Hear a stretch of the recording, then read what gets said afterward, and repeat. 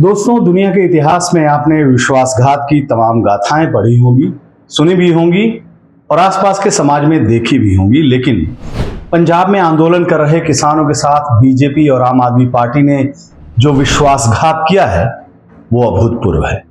केंद्र की बीजेपी सरकार और पंजाब की भगवंत मान सरकार ने किसानों को बातचीत करने के लिए चंडीगढ़ बुलाया था। सीधे साधे भोले भाले किसान इस उम्मीद से शंभू बॉर्डर और खनौरी से उठकर चंडीगढ़ पहुंच गए कि शायद सरकार उनकी मांगों पर सहानुभूतिपूर्वक विचार करे। लेकिन दोनों सरकारों की मंशा तो कुछ और थी। एक तरफ भोले भाले किसान अपने नेता जगजीत सिंह डल्लेवाल जी और सरवन सिंह पंधेर की अगुवाई में चंडीगढ़ पहुंचे। दूसरी तरफ उनके प्रदर्शन स्थल जहां पर वो धरना दे रहे थे शंभू बॉर्डर और खनौरी को, वहां पर पुलिस ने चारों तरफ से उस स्थान को घेर लिया बुलडोजर के साथ। किसान नेताओं को जैसे ही उनके धरना स्थल को बुलडोजर और भारी पुलिस बल से घेरने की सूचना मिली, उन्होंने इस पर सवाल किया। पुलिस प्रशासन की तरफ से उन्हें जवाब मिला कि यह घेराबंदी नशीले पदार्थों के खिलाफ की जा रही है और उस कार्रवाई का यह हिस्सा है और इसका किसान आंदोलन से कोई लेना देना नहीं है। अब देखिए, चंडीगढ़ की बैठक में किसानों के साथ कैसे विश्वासघात किया गया। बैठक में मोदी सरकार की तरफ से केंद्रीय कृषि मंत्री शिवराज सिंह चौहान और वाणिज्य और उद्योग मंत्री पीयूष गोयल शामिल हुए। पंजाब की भगवंत मान सरकार की तरफ से उनके कृषि मंत्री गुरमीत सिंह खुडिया और वित्त मंत्री हरपाल सिंह चीमा ने मोर्चा संभाला। भारतीय जनता पार्टी और आम आदमी पार्टी के इन सभी मंत्रियों ने बैठक में किसान नेताओं के साथ खूब मीठी मीठी बातें की। किसानों के वाजिब मांगों को पूरा करने का वादा भी किया। अगले दौर के बैठक की तारीख भी तय कर ली। लेकिन उसके बाद इन दोनों सरकारों ने, बीजेपी और आम आदमी पार्टी की सरकारों ने मिली भगत से किसानों के साथ क्या किया? विश्वासघात की एक क्रूरतम कथा लिख डाली। एक तरफ शंभू बॉर्डर और खनौरी बॉर्डर पर प्रदर्शन स्थल को बुलडोजर से नेस्तनाबूद कर दिया गया, तो दूसरी तरफ बातचीत के लिए पहुंचे सारे किसान नेताओं को, कार्यकर्ताओं को हिरासत में ले लिया गया। डल्लेवाल जी को तो पुलिस ने एम्बुलेंस में अरेस्ट ही कर लिया। जिन किसानों ने सरकार के इस विश्वासघात पर सवाल उठाए उनको मारा पीटा भी गया। किसानों के साथ विश्वासघात और उनकी आंखों में धूल झोंकने का दोनों सरकार का खेल इसके बाद भी जारी रहा। केंद्रीय मंत्री और बीजेपी नेता रवनीत सिंह बिट्टू के बयान पर जरा गौर फरमाइए। उन्होंने कहा कि मैं कृषि मंत्री शिवराज सिंह चौहान और दूसरे मंत्री पीयूष गोयल से बात कर रहा था और वे हमें बता रहे थे कि 7वें दौर कि किसानों के साथ बैठक बहुत अच्छी तरह से हुई और इसकी रिपोर्ट प्रधानमंत्री जी को दे दी गई है। जब वे दिल्ली पहुंचे तो मैंने उन्हें बताया कि किसान नेताओं को हिरासत में ले लिया गया है, तो उनको आश्चर्य हुआ। मुझे लगता है कि पंजाब सरकार की जितनी अधिक आलोचना की जाए उतनी ही कम है। ये बीजेपी के बिट्टू जी कह रहे हैं। बीजेपी के बिट्टू किसानों के साथ हुए विश्वासघात के लिए आपकी पंजाब सरकार को कसूरवार ठहरा रहे हैं। दूसरी तरफ पंजाब की मान सरकार खुद को किसानों का हमदर्द बताते हुए बयान पर बयान जारी कर रही है, इस उम्मीद में कि वो पहले की तरह किसानों की आंखों में धूल झोंकने में कामयाब हो जाएंगे। वो शायद इस बात को भूल रहे हैं कि विश्वासघात की ऐसी कलंकता को इतिहास कभी माफ नहीं करता है। अंग्रेजों ने भी वही गलती की थी जो अभी भारतीय जनता पार्टी और आम आदमी पार्टी की सरकार कर रही है। इस पर राज्यसभा सांसद रणदीप सिंह सुरजेवाला ने क्या कहा, जरा सुनिए। आज हिंदुस्तान के इतिहास में किसान, गरीब और मजदूर से विश्वासघात का सबसे बड़ा अध्याय भाजपा की केंद्र सरकार और पंजाब की आम आदमी पार्टी की सरकार ने मिलकर लिखा। किसानों को वार्तालाप के लिए बुलाया। किसान अपनी व्यक्तिगत मांग के लिए नहीं आए थे, एमएसपी की गारंटी मांग रहे थे पूरे देश के किसानों की फसलों के लिए। और जैसे ही केंद्र सरकार के प्रतिनिधियों से बातचीत करके निकले तो धरपकड़ शुरू हो गई। पंजाब सरकार और केंद्र की बीजेपी सरकार ने मिलकर उनको गिरफ्तार कर लिया। बॉर्डरों पर लाठियां मारी गई, टेंट तोड़ दिए गए, स्टेज धराशाही कर दिए गए, लोगों को गिरफ्तार किया जा रहा है। सवाल यह है कि आखिर क्यों? क्या अब हिंदुस्तान में किसान के लिए एमएसपी की गारंटी मांगना अपराध है?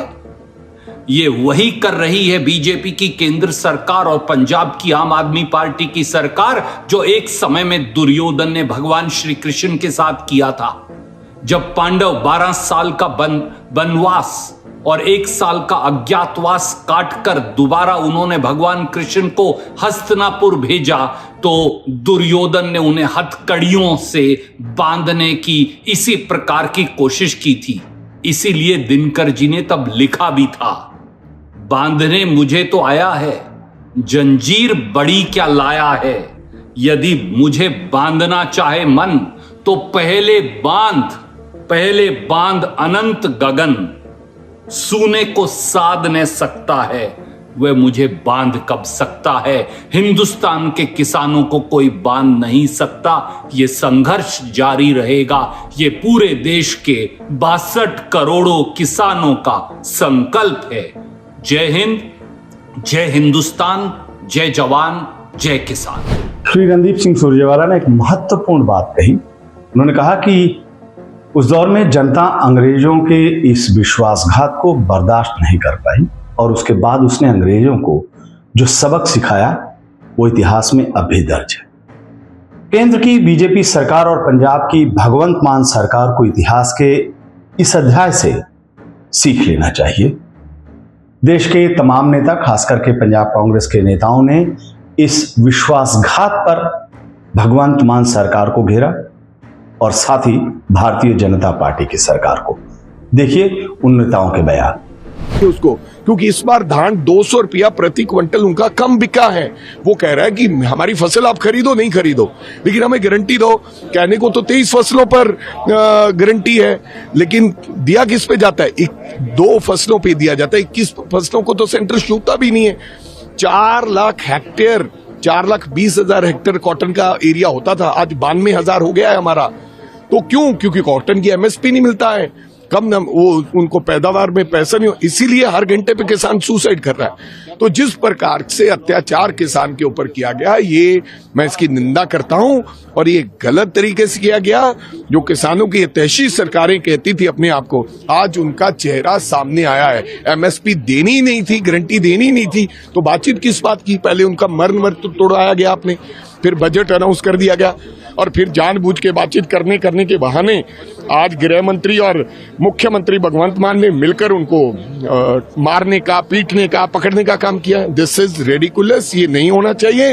लोकतंत्र में इस तरीके की जो सरकारें और दबाव है, ये गलत है। तो आपका कहना कि दोनों मिले हुए मिलकर काम मेरा कहना नहीं है, सारा देश कह रहा है कि दोनों मिले हुए हैं। देखिए, आप अच्छी तरह समझें कि जो भगवंत मान और केजरीवाल ने जिस तरह से किसानों का आंदोलन को कुचला है और उनको उठाया है, अरेस्ट किया है और जेसीबी मशीन और बुलडोजर पॉलिटिक्स के साथ उनके मोर्चे को डिमोलिश किया। पंजाब अब पुलिस स्टेट है और जो कर्नल बाट और उसके बेटे को पीटा गया पुलिस की तरफ से और 7 दिन के बाद एफआईआर अननोन पर्सन्स के खिलाफ हो रही है, पुलिस को बचाया जा रहा है, ये बता रहा है कि पंजाब एक पुलिस स्टेट है। एनडीपीएस के मामलों में जहां सुप्रीम कोर्ट ने बोला हुआ है कि किसी का घर डिमोलिश नहीं करेंगे, जैसे योगी सरकार ने गैंगस्टर्स के घर डिमोलिश किए, उस पॉलिसी को केजरीवाल भगवंत मान पंजाब में बुलडोजर पॉलिटिक्स को रेप्लिकेट कर रहे हैं और इसका मतलब है कि पंजाब एक पुलिस स्टेट है। इसमें यहाँ पर अब बाबा साहब अम्बेडकर की फोटो तो लगा रखी है झाड़ू पार्टी ने, लेकिन उनके संविधान के खिलाफ जाकर के जो राइटफुल हमारा अधिकार है टू प्रोटेस्ट पीसफुली पंजाब में, उसको भी छीना गया है। तो इसका मतलब है कि पंजाब एक पुलिस स्टेट है और बुलडोजर पॉलिटिक्स रेप्लिकेट की है बीजेपी की, केजरीवाल और भगवंत मान ने। और ये जो आंदोलन उठाया गया है, जिस ढंग से उनकी गिरफ्तारियां हुई हैं, ये बीजेपी के इशारे पर हुई हैं, क्योंकि केजरीवाल गोडे टेक चुका है, डर गया है, वो पंजाब में छिपा हुआ है, वो दिल्ली से भागा हुआ है। उसके साथी के सिसोदिया और सत्येंद्र जैन के खिलाफ 1300 करोड़ रुपए का क्लासरूम घोटाले का हुक्म हुआ है। केजरीवाल ने एक ट्वीट तक नहीं किया। केजरीवाल अपने शीश महल की एफआईआर से डर रहा है, जेल से डर रहा है और अब वो बीजेपी के कहने के ऊपर उन्होंने किसानों के खिलाफ बहुत बड़ा एक्शन किया है, जो वो इसका खमियाजा, इसकी कीमत उनको अदा करनी पड़ी। यही थी उम्मीद बेईमान कि तू पीठ पे छुरा मारेगा किसानों के भगवंत मान। इस बेईमान से यही उम्मीद थी। हम तो कई महीनों से प्री वॉर्न में कर रहा था किसान जथेबंदियों को कि ये जो पंजाब के गले में बला आज पड़ी हुई है, ये आप, इसकी ज़्यादा जिम्मेवारी भी हमारी जथेबंदियों की है, क्योंकि बड़े पैमाने पर जथेबंदियों ने मदद कर कर इनकी सरकार बनाई। तो आप देखिए, पंजाब की पहचान है जय जवान और जय किसान।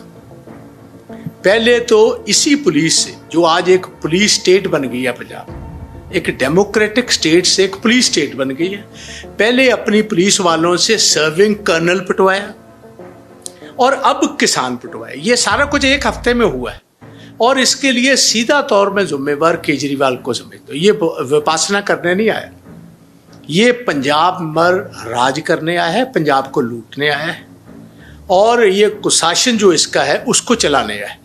आप साफ तौर, आपकी जो सोच है वो आपके सामने है। ये किसी वर्ग के हैं नहीं, ना ये किसान के हैं, ना ये जवान के हैं, ना नौजवान पीढ़ी के हैं, ना व्यापारियों के हैं ये, और ना ही ये नौजवानों के हैं। देखिए, हमारी नौजवान बच्चियों से, माताओं से, बहनों से 3 साल वादा कर दिया, 3 साल का वादा हो चुका है कि 1100 रुपया देंगे, वोट ली, भूल गए। किसानों से वोट ली, घर बुलाया, फिर डिटेन करवाया, फिर पिटाई करवाई।